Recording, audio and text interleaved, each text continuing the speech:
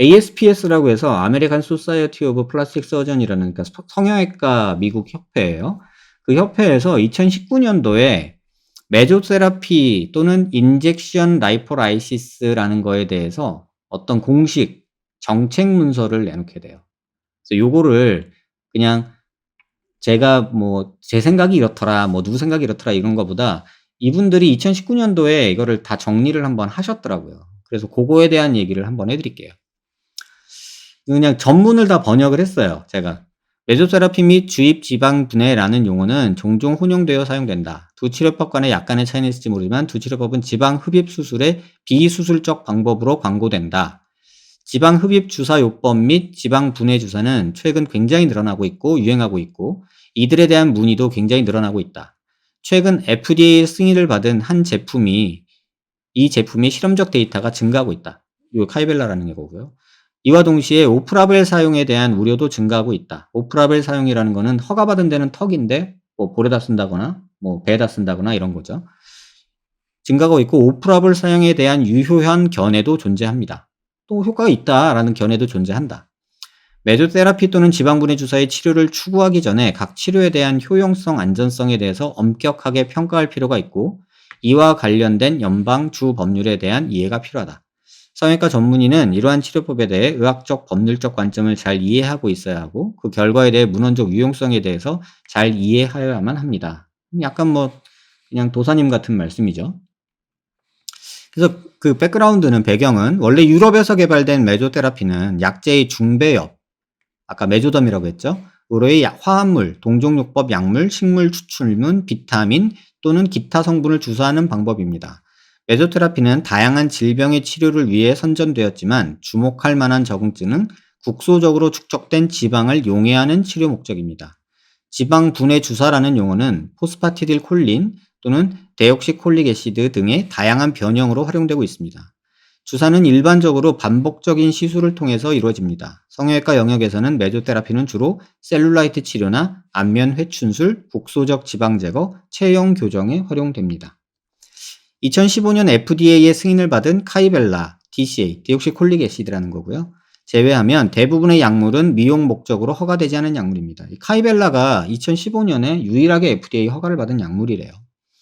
카이벨라 역시 중등도 이상의 턱 및 지방에만 허가를 받은 제품입니다. 그러니까 뭐 여기가 이렇게 늘어져 있어 완전 이중턱이 심한 사람에게만, 중등도 이상만. 그다음에 뭐 이거는 미국 법에 대한 얘기니까는 뭐 굳이 저희가 알 필요 없는 내용이고요. Available Scientific Evidence. 그러니까 뭐 과학적 근거가 있느냐. DCA에 대한, 이게 카이벨라, DCA에 대한 레벨 1 증거를 포함하여 주사 지방 분해에 대한 증거가 증가하고 있습니다. 허가를 받았으니까 마음껏 쓰면서 논문을 막 써내겠죠. 이에 반해 유럽에서 수십 년간 사용되어 온 PC요법에, 포스파티딜 콜린 요법에 대한 의미 있는 보고는 상대적으로 적습니다. 그러니까 뭐 몇몇 경험은 있지만 완전하게 효과가 있다라는 것은 적다는 뜻이고요. 유럽에서 수십 년 동안 다른 메조테라피 치료의 경우 데이터가 훨씬 제한적이기에 신중하게 평가해야 됩니다. 뭐 많이 해봐야 뭐 10명, 20명 이런 데이터 갖고서 이게 좋다, 나쁘다, 옳다, 그르다, 용량은 이게 적절하다 이렇게 말하기는 어렵다는 거고요. 동물 실험 결과는 DCA, 디옥시콜릭 애시드 및 PC, 포스파티딜 콜린 사용 모두에 존재합니다. PC, 포스파티딜 콜린 치료의 조직학적 효과와 평가를 위해 20마리 토끼를 가지고 무작위 대조 시험, 아까 랜더마이즈드 컨트롤드 스터디 했는데 식염수와 PC 비교를 위해 토끼 지방이 침착된 체부에 주사했고요. 세포 괴사는 75에서 100%의 토끼에게 관찰되었고 식염수를 대조군으로 사용한 두 번째 PC 실험에서는 조직학적으로 조직 괴사가 관찰되지 않았습니다. 이 연구에서 세포 섬유화와 염증 반응이 높은 비율이 관찰되었다. 그러니까 결국은 세포와 섬유화라는 건 흉살, 그 다음에 염증 반응 인플라메이션이죠. 그러면 이게 다 이제 뭐 지방을 녹이기도 하지만 흉살을 만드는 그런 것도 있다. 이렇게 얘기를 하면 됐고요. 셀룰라이트에 대해서는 알리디타민 뭐 이런 약이 있대요. 이태리에서 만든. 그래서 어떤 약인데 활용한 이 실험에서 허벅지 셀룰라이트 감소가 확인이 되었다. 또한 우리 카복시 세라피라고 들어보셨나요? 그 바늘로 피하 지방, 복부나 허벅지 이런 데다가 이산화탄소를 왕창 넣는 거예요. 그러면 이거 역시도 셀룰라이트 감소가 확인된 논문들이 굉장히 많아요. 효과는 있다. 이렇게 얘기를 해요. 그다음에 페이셜 리주비네이션, 그러니까 회춘 효과. 비타민 C 마이크로 니들링 주사 실험은 피부톤, 수분, 탄성 등의 효과가 있었다. 비타민 C를 얼굴에다가 마이크로 니들 막 이렇게 얇은 주사로 막 주는 거. 스탬프로 하기도 하고 뭐 이렇게 인젝션 기계로 하기도 하고요. 그런 거는 피부톤이나 수분 탄성에 효과가 있었다. 그다음에 HA, 하이드로우리닉 애시드, 필러, 이런 마니톨 그런 것들을 같이 이렇게 준 경우에도 효과가 확인이 됐다. 효과는 확인이 됐다는 얘기예요, 결국은. 효과가 없진 않다, 그 뜻이에요. PRP도 효과가 있다. 근데 다른 실험에서는 또 효과가 없었다. 뭐 콜라겐 증가가 확인이 됐다고는 하는데 이건 아직 컨트로버시하다. 그러니까 뭐 누구는 효과가 있다고 누구는 없다고 한다. 뭐 이런 얘기고요. 멀티비타민과 하이드록시 애시드를 준 경우 광학 현미경에서는 효과가 관찰되지 않았다. 그러니까 조직 검사를 해보니까 효과는 없었다. 근데 전자현미경을 보니까 콜라겐 섬유의 직경이 감소한다. 그럼 야들야들해진다 그 뜻이죠. 또 다른 실험에서는 눈가주름의 멀티비타민과 HA는 효과가 없었다. 눈가주름의 멀티비타민과 HA를 막 주사한 거는 효과가 없었다. 이게 이제 뭐 공식적인 문서니까. 그 다음에 이제 부분적인 지방 제거, SMF라고 해서 서브멘탈 팻이라고 이중턱, 여기는 카이벨라의 효과가 입증이 됐다. 그러니까 허가를 해줬겠죠. 가장 흔한 부작용은 주사 부위에 붓기, 멍, 무감각, 홍조, 울퉁함이었고 너브 손상도 4.3% 보고되었다. 그 다음에 DCA만 사용한 경우 SMF 효과가 보고되었다. 그 다음에 PC, 포스파티딜콜린과 DCA를 같이 사용한 경우에도 효과가 보고가 되었다. 배에다가. 그러나 조직검사에서 섬유화, 미세농양, 페니큘라이티스, 지방층염, 칼슘 침착을 동반한 지방괴사가 관찰되었다. 이게 많이 주면은 또 이런 문제가 있나 봐요. 눈 밑 지방에 주사한 다른 경우에서 96%의 환자에서 포스파티딜콜린이 효과가 보였다. 아까 그 논문 보셨죠? 여기다가 뿅 났더니 아이백이라고 하죠. 눈 밑 지방 볼록한 게 싹 없어져요. 그런 효과를 보였다. 그 다음에 바디 컨투어링에 대해서는 아미노필린, 부플로메딜, 그 다음에 리도케인을 믹스한 실험에서 효과가 없었다. 이것도 효과가 없대요. 그 다음에 PCDCA 또는 카페인, 그 다음에 컨정티닐의 비교 효과 실험에서는 이렇게 감소 효과가 보고되었다. 그 다음에 포스파틸콜린 DCA 비교 효과 실험에서는 6.6%의 감소 차이가 없이 나타났다. 그러니까 별 차이 없다는 얘기죠. 굳이 PC 섞지 말아라. 그냥 DCA만도 충분하다. 뭐 이런 얘기고. 그 다음에 부작용에 대한 거는 뭐 로컬 스킨 리액션, 피부 반응, 에키모시스, 이렇게 뻘겋게 점박이 되는 거, 그 다음에 가렵고, 그 다음에 뭐 붓고, 그 다음에 불룩해지고, 그 다음에 색소 올라오고, 먹먹하고, 염증 생기고, 빵꾸 나고, 그 다음에 덩어리 지고, 뭐 이런 얘기들이 보고되고, 그 다음에 너브 손상이 있고, 그 다음에 마이코박테리얼 인펙션이 좀 있었고, 그 다음에 지방염, 탈모, 궤양, 그 다음에 미식거림, 설사, 뭐 어지러움증 이런 것도 보고가 되었다. 그러니까 이런 게 이제 주로 이제 약물 반응이잖아요. 그러니까 약이 들어갔을 때 시스테믹 이펙트를 주는 것들이 요런 거고요. 그 다음에 요거는 전부 다 로컬라이즈된 부분적으로. 결론적으로 메조테라피 지방분해 주사는 제한적이다. SMF 주입에 대한 DCA 주사를 제외한 대부분의 활용은 로우 레벨 에비던스만 보고되고 있다. 그러니까 뭐 DCA는 FDA에서 허가를 해줬으니까 이 턱 밑에는 효과가 있다라고 이제 논문들이 막 데이터가 나왔지만 나머지 것들은 약간 신뢰성이 떨어지는 에비던스만 보고되고 있다. 대다수의 실험은 대조군이 없이 이루어진 채 보고되었다. 그러니까 뭔가를 비교를 하려면 예를 들면 이쪽 얼굴, 이쪽 얼굴을 비교를 하려면 이쪽에만 주사하고 이쪽을 주사를 안 해서 비교를 하면 이걸 대조군이라고 하거든요. 그러면 확실하잖아요. 근데 대부분의 실험이 대조군 없이 줄었다. 뭐 이렇게 얘기하는 거죠. 근데 준 이유가 살이 빠졌을 수도 있잖아요. 그러니까 여러 가지 이유가. 또 밥을 그 테스트하는 날 너무 많이 굶어서 살이 빠졌던가. 이런 여러 가지 변수가 있단 말이에요.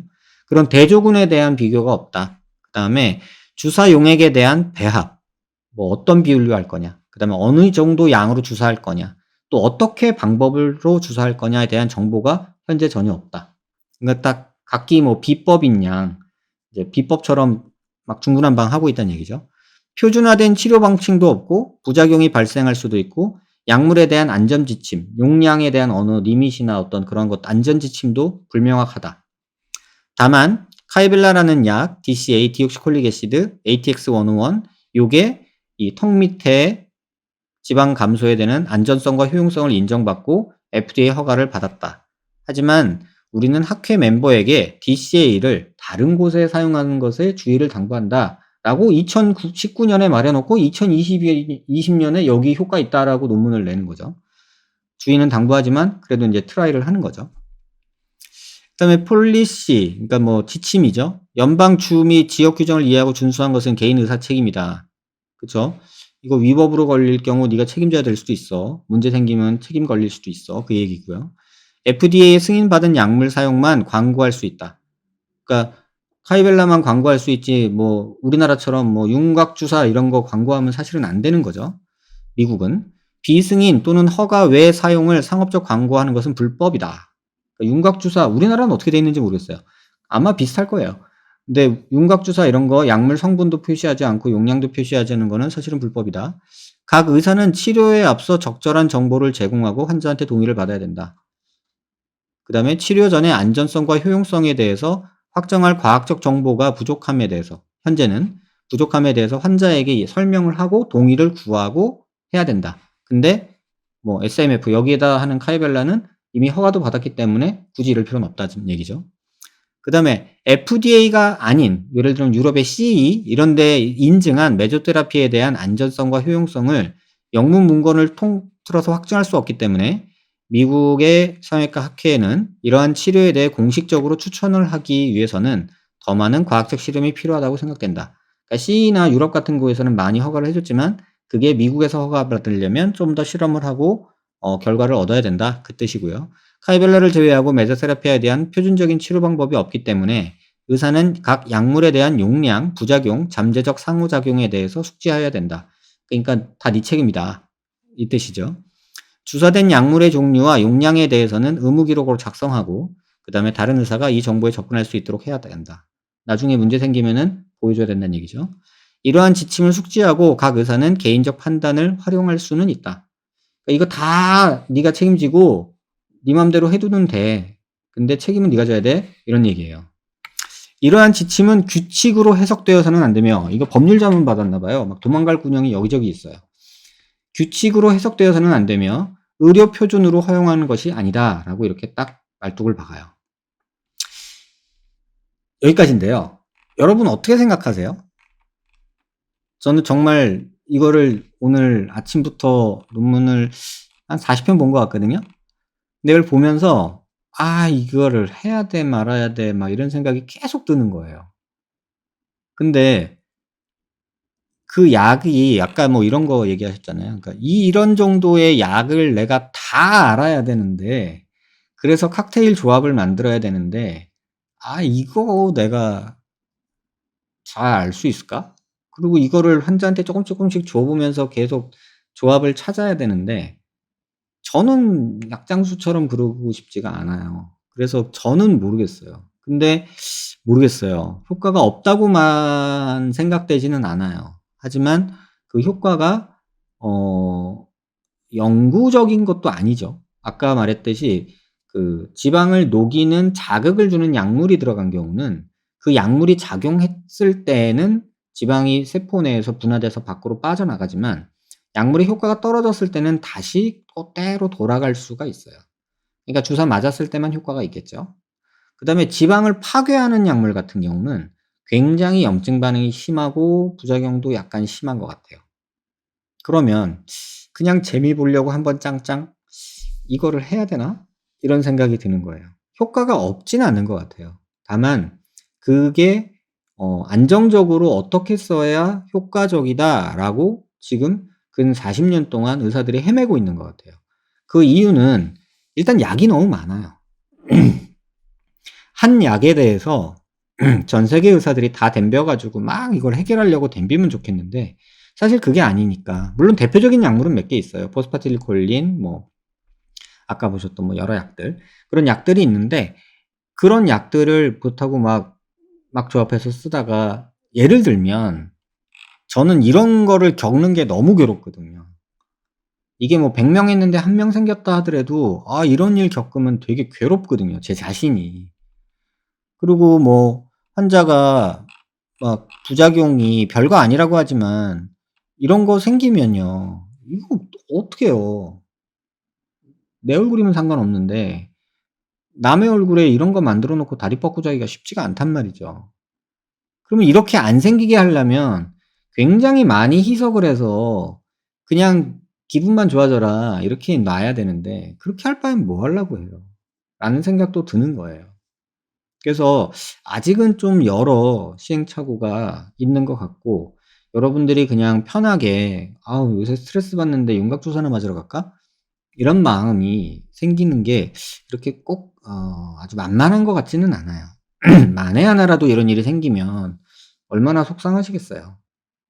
그래서 오늘 제가 말씀드린 거에 대해서 그냥 제 개인적인 생각을 말씀드리면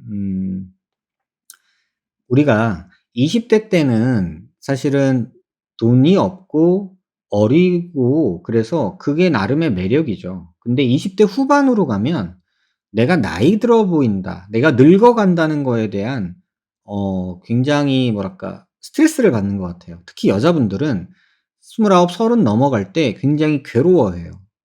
인제 '내 젊은 시절은 끝났나.' 라면서 되게 괴로워해요. 근데 막상 그렇게 가서 성형외과를 찾아가면 뭔가 수술을 통해서 하기에는 직장도 다녀야 되고 뭐 결혼을 했을 수도 있고 그런데 이렇게 막 큰 수술은 또 하기가 겁나요. 뭐 돈도 많이 들고. 그러니까 뭔가는 막 갈증은 있는데 해소가 안 되는 그 상황이었던 것 같아요.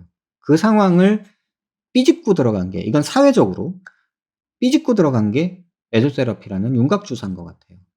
이거 효과는 뭐 영구적이지는 않고 일시적이긴 하고 그런데 부작용 많이 없고 뭐 회복 기간 빠르고 그래서 "그냥 한번 맞아 봐. 비용도 싸." 이러니까 "한번 맞아 볼까?" 인제 이런 게 쉽게 접근하게 된 거죠. 그래서 그냥 뭐 5 회, 10회 이렇게 끊어 가지고 뭐 2 주에 3 주에 한 번씩 가서 맞으면 어떤 느낌이 들어요? '아 그래도 나 관리하고 있어.' 이러면서 마음의 위안이 생기죠. 이게 동양 사람 정서에 딱 맞아요. 왜 그러냐면 몸살이 나거나 몸이 힘들어. 그러면 우리 영양제 주사 맞으러 이제 병원으로 가시죠. 근데 병원에 가면 영양제 주사에 이렇게 노란 물에다가 이렇게 뭐 달아 가지고 줘요. 그러면 이게 노란 물이 몸에 들어가면 뭐 뭔가 뭐 막 영양이 막 넘치는 것 같고 막 기분이 좋아지잖아요. 근데 그 영양제라는 거에 들어있는 그 성분을 보면 솔직히 포도당밖에 없거든요. 그다음에 뭐 쪼끔 뭐 이온들 몇 개. 이거 솔직히 말하면은 포카리 스웨트 하나 마시면 되는 거거든요. 근데 이게 혈관으로 들어가면 괜히 인제 막 '나 주사 맞았어. 내 몸에 약이 충만해.' 마치 그런 느낌이 들어서 그러니까 사이콜로지컬 이펙트가 더 굉장히 크단 말이에요. 근데 동양 사람들이 그런 주사를 굉장히 좋아해요. 그래서 얼굴에 주사 맞고 이렇게 좀 빨갛게 피도 나고 그러면은 뭔가 되게 '효과가 있을 거다.'라는 생각을 막 하게 되는 거죠. 그래서 그런 마음을 어 느끼게 해 주는 거예요. 그래서 그 느낌을 받고 위안을 받는 거예요. 우리 아이크림이 대표적이에요. 아이크림을 이렇게 바르잖아요. 그럼 눈가에 주름이 안 생긴대요. 근데 되게 비싸잖아요. 아이크림이 제일 비싸지 않나요? 화장품 중에? 막 조그마한 거 하나 1 0 0 원씩 하는 것도 있던데. 아무튼 그 아이크림이 비싼데 그거 안 바르면 큰일 날 것 같잖아요, 자기 전에 여자들. 근데 그거 바른 거랑 안 바른 거랑 별반 차이가 없다는 논문도 많거든요. 이런 거죠. 근데 내가 이것도 안 하면은 내가 맛이 갈 것 같은 거지. 그런 불안함에 계속해서 이걸 하게 되는 거죠. 그래서 이게 그런 마음 사이콜로지컬 이펙트, 플라시보 이펙트도 무시 못하는 것 같고 의학적으로 접근을 하자고 보면 아직은 논쟁 중이고 스테이블하게 만들어진 어떤 레주멘 어떤 그 레시피가 없어요. 그러다 보니까 이 상황에는 또 오히려 또 비전문가들한테는 훨씬 더 이게 좋아요. 왜? "나만의 비법이야. 이거 나만 할 수 있어." 이렇게 말할 수 있거든요. 근데 현실은 어떠냐? 그러면 인제 제가 만약에 제가 인제 "메조테라피를 내가 해 보겠다."라고 했을 때 이제 뭐 인제 주변에 하고 있는 친구들한테 전화를 하겠죠. "야 너 그거 어떻게 하는 거냐? 무슨 약 쓰냐?" 음? 이게 이런 식으로 인제 물어볼 거예요. 그러면 인제 이 녀석들이 그거 업체 누구 가르쳐 줄게. 약은 거기서 사면 돼." 그러면 인제 업체를 와요. 그럼 업체 불러. 그럼 업체에서 이제 그 약을 납품하는 업체잖아요. 그러니까 강남 바닥에 어느 병원은 어떤 약을 쓰고 있고 어느 병원은 어떤 약을 쓰고 있고 쫙 읊어줄 거란 말이에요. 그러면 그중에서 "야 제일 잘 나가는 병원이 어디야?" 그러면 "그 병원에서 어떻게 쓰더라."라는 거를 이 양반이 가르쳐 주면 또 그걸 따라하고 요 구조예요. 그러면 결국은 이게 참 음 뭔지 모르고 서로 하게 되는 거죠. 그래서 이게 과연 맞나 틀리나라고 보면 저는 효과가 없다고 생각은 안 해요. 효과 분명히 있을 것 같아요. 근데 그 안전하게 쓸 수 있는 약이라는 게 그래요. 수술은 내가 눈으로 보고 요만큼 자르면 안전하고 요만큼 더 자르면은 위험해. 요게 있잖아요. 내가 하니까. 근데 주사는 이게 들어가서 몸에서 어떻게 바뀔지 모르겠고 또 하나는 사람마다 다른 게 약이에요. 그러면 '이걸 어떻게 해야 되나.'라는 생각이 드는 거죠. 그래서 인터넷 광고도 쪼끔 제가 봤는데 뭐 스테로이드가 안 들어간 윤곽 주사, 그다음에 뭐가 어떤 윤곽 주사, 뭐 비타민도 들어가요 우리는. 뭐 이런 얘기들 많잖아요. 근데 주 성분은 지금 말씀드린 그런 몇 가지 약이에요. 거기다가 뭐 비타민을 넣어 줬네. 뭐 한방에서는 허브 종류를 또 믹스하겠죠. 뭐 감초 뭐 이런 것들 뭐 여러 가지 믹스해 가지고 뭐 냄새도 좀 풍기고 이러면서 또 환자들 기분 좋게 해 주겠죠. 그러니까 약간 그런 식으로 변질된 것 같아요. 그러니까 이게 과연 좋다고 할 건지 나쁘다고 할 건지는 개인적으로는 모르겠어요. 근데 저보고 "이걸 할 거냐 안 할 거냐?"라고 물으면 쪼끔 두려워요. 예. 저는 이런 경우 제가 한 명이라도 생기면 제가 발 뻗고 못 자거든요. 제 성격이 그래요.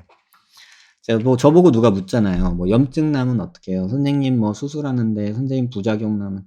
제가 양악 안 한다고 그랬잖아요, 개업하고 나서는. 이유가 아니 한 명이라도 살다가 내가 병원 하다가 어느 순간 환자 한 명이라도 잘못돼서 그 환자 그 모습을 보면 저는 못 견딜 것 같거든요. 힘들 것 같거든요, 제 마음이.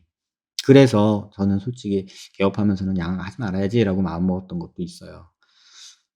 그런 것처럼 이제 이 주사라는 게 놓기는 쉬운데 이게 어디로 튈지 모르는 럭비공 같은 느낌이 좀 있어서 고런 느낌 때문에 오늘 한 번은 공부해 보고 싶었던 거였어요. 그래서 아침 10 시부터 지금 논문을 쭉 보고 있는데 이거 준비한다고 거의 오늘 하루 보낸 것 같아요. 근데 나름 되게 재미있었고 약간 의미 있었던 것 같아요. 여러분한테도 쪼끔 도움되는 내용이 되었길 바라요. 뭐 복잡한 얘기 보려고 하지 마시고요. 그냥 한마디로 정리하면 '아직은 논쟁이 많다. 그리고 이렇게 마음 편하게 부작용 전혀 없이 편하게 놓는 거는 어 효과를 생각하면 독이 될 수 있고 안전을 생각하면 맹물이 될 수 있다.' 이렇게 생각하시면 될 것 같아요. 그래서 아직 그 안에 적정한 안전 용량, 용법 요런 것들이 아직은 안 나온 게 아닌가라고 생각을 해요. 그래서 효과가 있냐 없냐 물으면 있는 것 같아요. 근데 "넌 왜 안 해?" 그러면 "아직은 안전성에서 쪼끔 문제가 있는 것 같아. 아직은 모르겠어. 내가 확신이 안 서." 이런 느낌인 것 같아요. 답 되셨길 바라고요. 음.